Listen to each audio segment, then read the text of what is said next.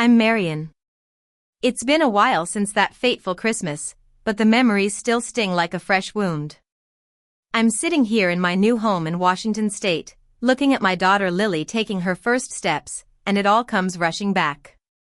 It all started on Christmas Eve. My sister, Ava, a well-known social media influencer with 2.5 million followers, came to our house for Christmas dinner. My husband, Ryan, an Air Force pilot, and I had spent days preparing for this family gathering.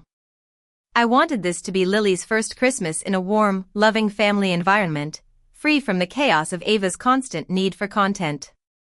Ava was always the center of our family. My parents, Harold and Mildred, doted on her. Dad used to run a small chain of bookstores, and Mom was a schoolteacher. When Ava's influencer career took off, Mom retired early, and Dad sold his bookstores to invest in Ava's brand. She had brand deals with beauty companies and fashion labels, and her Instagram feed was full of glamorous photos and motivational quotes. I, on the other hand, had a more down-to-earth life. I worked as a pediatric nurse at a local hospital, and I had put myself through nursing school by working part-time at a coffee shop. Ryan and I had a simple, happy life, and we were focused on raising Lily. A week before Christmas, I called Ava and told her no filming at dinner, no phones at the table. It was Lily's first Christmas, and I wanted it to be about family, not content. She agreed, but I should have known better. On Christmas Eve, my parents arrived first. Dad sat in the living room, reading the newspaper, and Mom cooed over Lily. Then, Ava pulled up 45 minutes late, wearing a designer dress and high heels. She hugged Mom, complimented the table, and then looked at Lily with a cold, calculating look. Dinner started off okay. We had turkey, mashed potatoes, and all the trimmings. Mom told a funny story about a student at school, and Dad laughed. But Ava was constantly looking at her phone, and I could tell she was itching to start filming. After a while, Lily started to get fussy. She was only 6 months old, and the excitement of the day was too much for her. Ava's jaw tightened, and she glanced at her phone, which was propped up against a salt shaker. She was live on Instagram. "Can someone shut her up?" "I'm live," she said, her voice cold and annoyed. I was about to respond when Ava reached across the table and slapped Lily across the cheek. The sound was like a thunderclap in the quiet room. Lily let out a high-pitched scream, and I immediately pulled her into my arms. I looked around the table. Mom was looking at her plate, avoiding my eyes. Dad sat there, motionless, as if he was in a trance. Ryan, though, stood up. He's 6 feet 3 inches and has a presence that commands respect. He walked over to Ava, his face calm but his eyes full of anger. "Leave. Now," he said, his voice firm. Ava blinked, as if she couldn't believe what was happening. It was just a tap. "She's being dramatic," she said, her voice rising. Mom shifted in her seat. "Marion, honey, she didn't mean it. You know how Ava gets when she's stressed." "You're overreacting," she said. I was in shock. I couldn't believe what I was hearing. I looked at Dad, hoping for some support, but he just sat there, silent. Ryan repeated, "Leave. I won't say it again." He opened the front door, and the cold December air rushed in. Ava stood up slowly, picked up her phone, and put on her coat. She walked out without a word of apology. After she left, the silence in the room was deafening. Mom started to clean up the dishes, as if she could wash away what had just happened. "Well, I hope you're satisfied.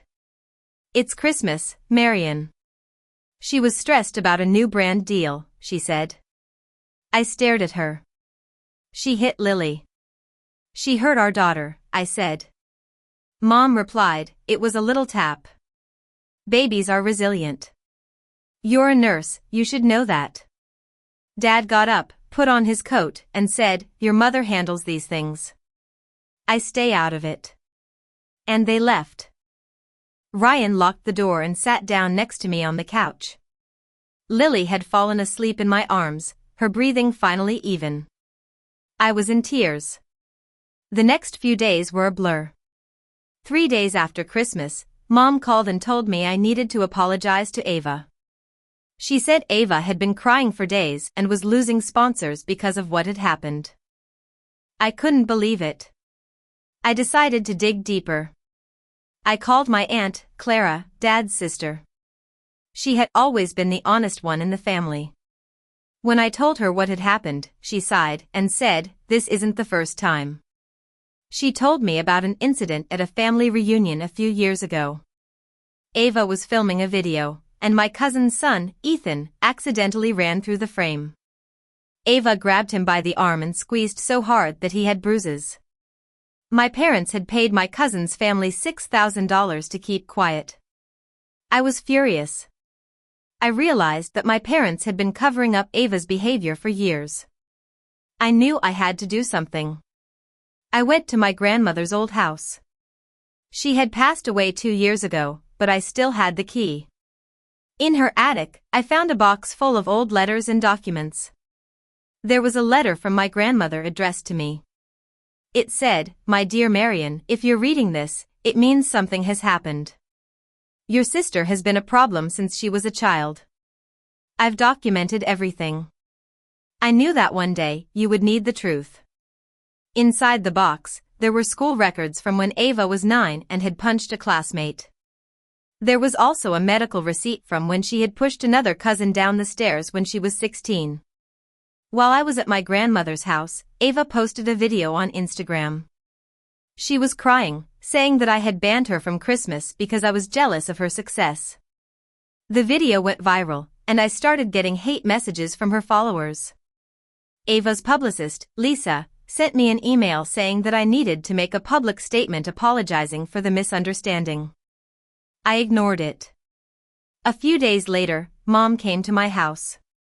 She was angry, saying that Ava was losing more sponsors and that I needed to fix it. I told her about what I had found out, and her face went pale. I asked her, "How many times, Mom? How many times has Ava hurt someone's child?" She didn't answer. She just picked up her purse and left, saying, "You don't understand what you're doing." I knew I had to take a stand. I contacted a reporter, Sarah, who had been covering influencer accountability. I gave her all the documents and evidence I had. She was interested and said she would look into it. Ava announced a live stream to set the record straight. I knew I couldn't let her get away with it. I called Clara, my cousin, and a neighbor who had witnessed some of Ava's past behavior. I asked them if they would be willing to tell the truth on camera. They all agreed. On the day of Ava's live stream, Ryan and I sat on the couch, watching. Ava was dressed in a beautiful outfit, but her makeup was a bit smudged. She started by saying that everything I had put out there was a lie. But then, the comments started pouring in. People were asking about the school records and the medical receipts. Ava got angry. She started shouting, "My grandmother was crazy. The people my sister found were paid off." As she was speaking, she lost her temper. "Can someone just shut them all up?" she shouted, just like she had shouted at Lily on Christmas Eve. The comments section exploded. People started to see the truth. The next day, Sarah's segment aired on the news. It showed all the evidence and interviews with Clara, my cousin, and the neighbor. Within 48 hours, Ava lost 12 sponsors. Her follower count dropped by 500,000. Her publicist, Lisa, publicly parted ways with her. My parents' mortgage, which Ava had been paying, was now their problem. I didn't feel guilty. They had chosen to protect Ava at the expense of the truth. Lily's first birthday was a small, happy gathering. We had a few close friends and family members. Ryan's parents came, and they doted on Lily. Clara brought a handmade gift, and my cousin and his family came, too. I've learned that sometimes, you have to break away from your family to protect your child. It was a hard lesson, but I'm stronger because of it. And I know that Lily will grow up in a family where her safety and well-being are the most important things.